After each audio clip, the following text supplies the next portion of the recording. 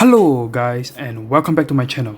Hi, in today's video I'll be doing a video that is pretty different from the regular videos I do on my channel, but this channel honestly I plan to do all sorts of stuff with it. So it's just mainly if I have a video idea or if I feel like just making a video, I will just put it in this channel. It's basically my life, not my life, but there's no vlogs or anything, but more like if I feel interested to make a video, I'll just put it on this channel. So for today's video, I will be talking about the 2020 NBA draft that just concluded earlier today.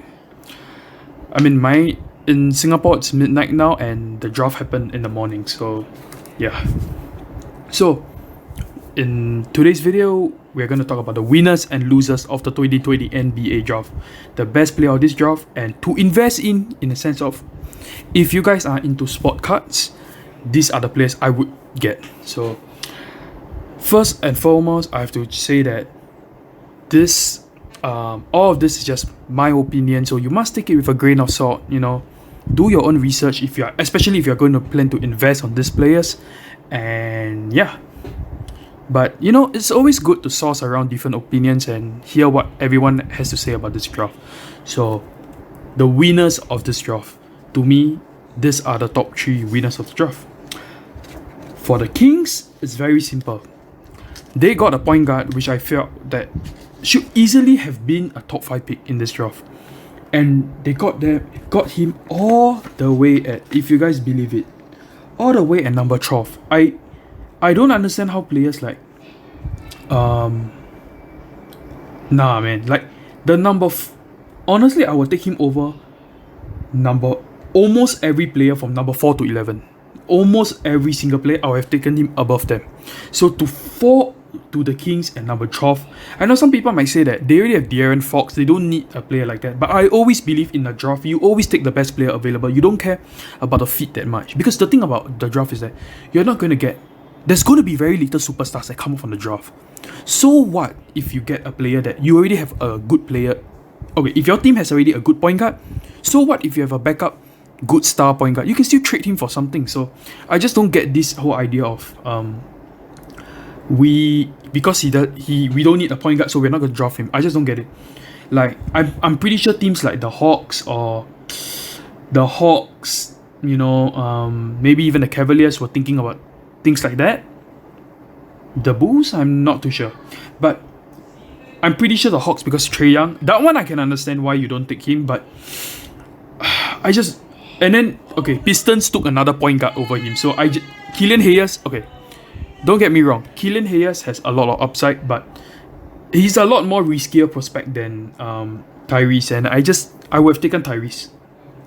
Second would be Spurs. The reason being, I feel Devin Vassell should be a top 7 to 8 pick. He is that good. And the thing is that I think it's both a winner for the Spurs and for Devin Vassell himself, because I'm pretty sure the Spurs, they are known to develop unknown talent, and I'm that sure that this guy will be something one day. Like at worst, I can see him being a George Hill that can defend the perimeter well. So that's actually pretty good. Number 1 winner, Washington, definitely. When you get Danny with the number 9 pick, when I feel he is a top 3 to 4 pick easily, I thought at worst this guy will fall to 5th. And now they managed to get him with the 9 pick. They didn't even have to move. This is crazy. And now they can pair him with Rui Hachimura. So they have 2 young players that can really defend. And Rui Hachimura is, to say he can defend is an understatement. He's a really good defender, but offensively he's pretty bad. Honestly, pretty bad. And that's the reason why, like his plus minus win share isn't that good. But the reason I still believe in this, I believe in Rui Hachimura, is because defense is a very underrated part of basketball. And if you got that fixed, I feel like offensively you can develop a jump shot. You can develop things like maybe getting more confident to drive to the basket, things like that. But I feel that, especially the jump shot part, developing a jump shot or a 3-point shot, I feel you can do that later in your career, but it's very difficult to train a player who's, let's just say for Trae Young's sake, Trae Young is not a good defender.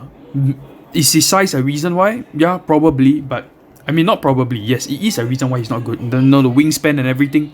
But that doesn't mean that, okay, let's just say Trae Young doesn't defend well now, he's going to be a good defender later in his career. That's not true.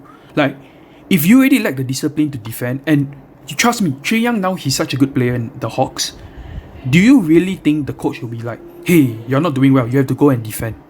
He's literally the only reason they can be winning games. In like, there are games where he just single-handedly win them the game, but his defense is bad, but there's no one there to correct him, and you can't, because he is literally your star player. So players like Trae Young, who, so basically, to get to my point, this defense is not something that you can just pick up anytime later in the league. It is, if a player comes into the league without having any focus at defense, they can't improve a lot from that. That's just my personal opinion. So the winners of this draft, Kings, because you got arguably to me, one of the best point guards in the draft, and you didn't even have to move up. You got him with number 12. It's literally a no-risk pick. Most number 12 picks 12 or later picks turn out to be nothing. And you get a chance at a player that will actually have a legit shot at turning to someone solid. Spurs, Devin Vassell, to me, a very, very good player. The reason why actually I rank the Spurs above the Kings is because I look at both sides. I look at how Tyrese will not be able to start for the Kings, whereas Devin Vassell, he could actually be in a rotation or start for the Spurs straight away. So in that sense, he has time to develop as well. Whereas for Tyrese, he will have lesser playing minutes, because De'Aaron Fox is definitely going to start like no one's business. If they plan to play both of them at once, I'm not sure how that's going to work, but And Danny, to me, a top 4 prospect. I mean, okay, I have my own feeling about him, but to me, at worst, I thought he would have been a top 4 pick, and at bare worst, he would have been a 5th pick, and he fell all the way to 9. That's crazy. And they get to pair him with Rui Hachimura. So, 2 defensive youngsters, the losers of this draft. Okay, so I know you might look at this and say, what on earth? Okay, it's like some people really like some of these picks that the teams have chosen, but I'm going to explain them all. Number 3, I go with none other than James Wiseman. The reason is very simple to me. When the Golden State Warriors picked Wiseman, he's probably, I understand why. They need a good center. Okay, they want a starting caliber center. And they are definitely a championship team, and not rest in peace, Jesus. But my prayers to Klay Thompson, because he just got injured, and I don't want to say it, but chances are the Warriors are pretty much out of the championship mix this season. I mean, for the upcoming season, I think it's over. There's reason why they're called the Splash Brothers and not just Curry and Thompson. You need both of them for this team to really just work. And Wiseman is just, I don't see it like other people. Some people say they are getting a DeAndre type player. First of all, they are not getting a DeAndre type player. He is not as good as DeAndre Ayton. He has even less upside than him. He's a worse player right now than him. Definitely. Coming to the draft, DeAndre Ayton was a really good player. He's only 80%. I feel like coming to this draft, and when DeAndre Ayton was a rookie, he's only like 70 to 80% of what DeAndre Ayton is. And he can't shoot. And that's going to be a huge issue, because in Golden State Warriors, you want to spread the floor. You want to be able to, let your shooters just shoot open shots. And if you have a center that can't shoot, other teams have already shown that it's going to be tough. And you look at players like Andre Drummond. Do you really think that, I'm just saying realistically, Wiseman could be anything close to DeAndre Ayton or DeAndre Jordan? I mean, okay, not DeAndre, or Andre Drummond. He's not going to be as good as Andre Drummond. No way. So I rather the Warriors try to trade for a center that is like Clint Capella or like maybe Andre Drummond. He's definitely going to be better than Wiseman. There's no way. I think people are underrating how good some of these centers that there are centers in the league right now. They are really good, but because they cannot shoot the 3 ball, they are so devalued. Like teams do not want them because you cannot spread the you give lesser floor spacing to the other players, your other shooters, and that's why I don't like this Wiseman pick. I think it wasn't a good pick. Okay, to be fair, chances are because he's in Golden State Warriors, he's definitely not going to have like a super bad situation or anything. He's definitely still going to be a solid player, but with the second overall pick of the draft, I feel like there were better players you can pick at, or at worst, I feel you can trade it off the pick. Second, New York Knicks. This one is very simple. Obi Toppin to me is not as good as what people say. Is he a good player? Like a solid player? Yes. The problem about him is his age. If you get a player that's already about, I think, was he 21 or 22? He has to straight away become good. And let's be real, the NBA is not just a small step. It's a pretty big step for any rookie. So if you just join the NBA, chances are he's going to take 1 full year. Okay, let's be realistic now.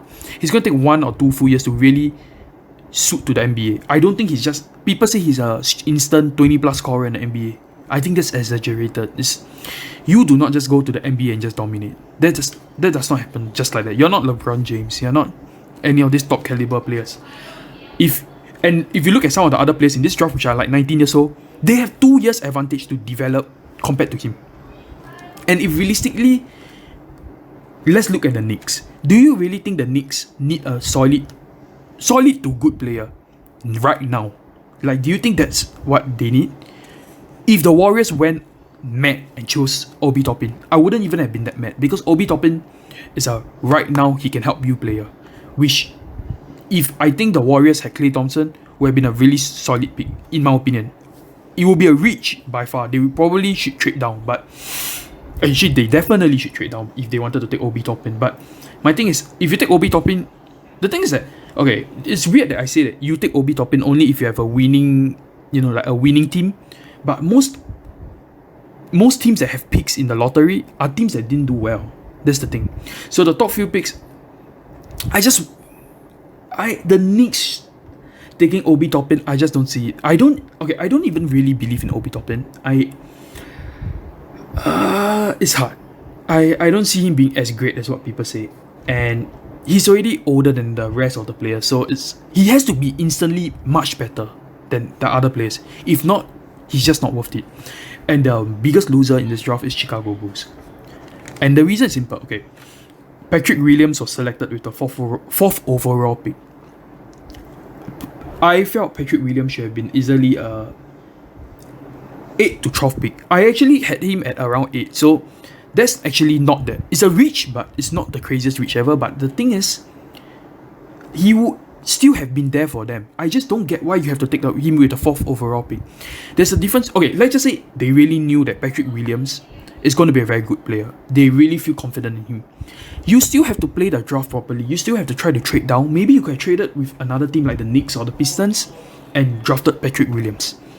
I just don't get why they had to I just don't believe that the teams below them would have taken Patrick Williams. I don't see that. There's no way. If you look at the positions of the other players chosen also, I just feel like they could have traded down. And in the end, you pick a player that not only you reach for him, but you could have easily traded down to and still drafted him. So you basically just overpaid for a player. And so that's the worst deal in my opinion, because Obi Toppin, all this, Wiseman, they can still be like, they roughly got them at the value they are at. So like Wiseman is going to be a top 3 pick. We know that, top 3 to 4 pick. We knew that Obi Toppin will be, Obi Toppin actually at number 8 is actually not the worst, but I just felt Obi Toppin isn't a good player to draft. But in terms of value, he's around there. In terms of Wiseman value, maybe Wiseman I will see he's a number 4 to 5, but it's still not that bad. But Patrick Williams would have easily dropped to like 10 around there. And you took him with a 4th overall pick. And not only that, there were many good players left in the draft still. So I just don't see why they did that. So best player of this draft. You see these 3 players here? I'm pretty sure one of them will be the best player, but... Okay, so let's look at each of and every single one. So Anthony Edwards probably the most hyped player, one of the most hyped player coming in this draft. Reason being, his athleticism is just freakish, and the way his dunk, his scoring ability, he's just a scoring machine. And LaMelo Ball, you know, the Ball brothers, very popular and everything. But he's the real deal, by the way. He's really a good player. And Danny. If I have to choose one player, best player of this draft, I was very close to saying LaMelo Ball, but because of the team that drafted him, Charlotte, I just don't see it anymore. I lost a bit of hope in him. Like, his stock for me fell a lot. But even before his stock fell, to me he was very neck and neck to Danny. And I know you're saying, Anthony Edwards, are you serious? Like, he's going to be a very good player. We are talking about potential and ceiling. I don't think people realize how good Danny is. Like, in defense, his defense is ridiculous. Passing, crazy, and the thing is, he has a lot of time to develop. Very young player and already very experienced in the pros. So,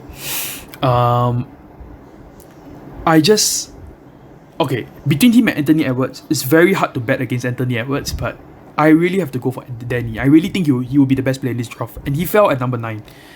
And the thing is, you must look at situation. I think Anthony Edwards' situation is pretty tough.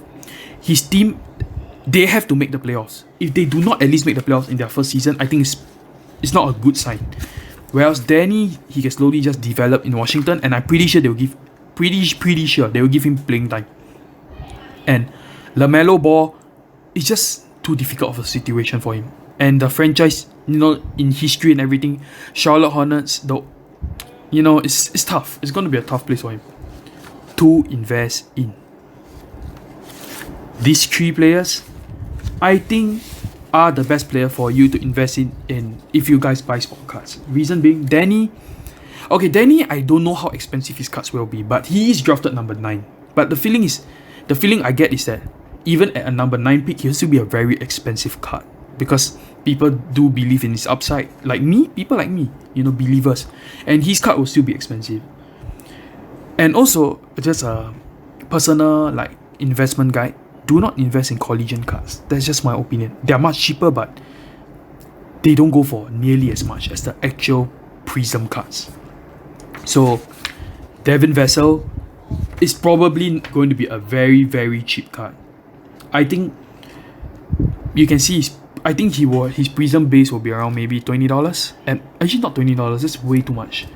Maybe about $10. His Prism base, 5 to 10, and his Silver Refractor maybe about $40. I mean, okay, these prices could be really off when the actual thing come out. For Danny, I can see his base card going for about $25 to $30, and his Silver Refractor going for about $80 to $90.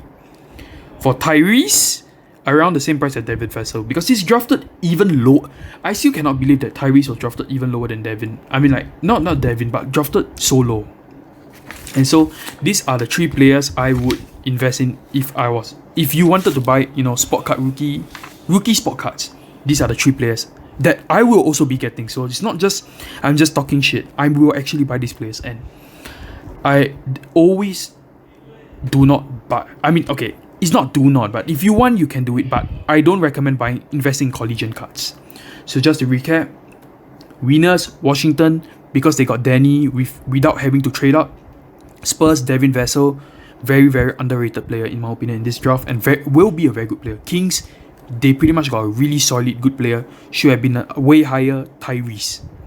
Losers, Chicago Bulls. Let's start. Golden State Warriors. I just feel Wiseman a bit overrated prospect, just because they kept saying Golden State Warriors need a center, so they rank him all the way up there, saying he's the next DeAndre Ayton and all that. He's not. New York Knicks, when you draft a player like Obi Toppin, there's going to be a so-called NBA ready. I just hate that term for players. There's no such thing as NBA ready until you actually step foot into the NBA. And he is a player that's much older than most players in this draft, so he has to be an instant hit. If not, it's not looking good. Chicago Bulls, when you overreach for a player, it's always dangerous, and it's always not a wise move. Best player of this draft, in my opinion, going to be Danny. Second, Anthony Edwards. Third, I still go for LaMelo Ball, but would I invest heavily in his cards, especially if they are very expensive? No, because of the franchise he is in. To invest in Tyrese, Devin Vassell, and Danny. Double D and Tyrese, wow. So that's the end of the video. Hope you like this video. If you like this video, hit the like button, and if you want to show support to this channel, hit that subscribe button. Thank you guys for watching this video, and I hope you guys are having a great day. See you guys next time. Bye bye.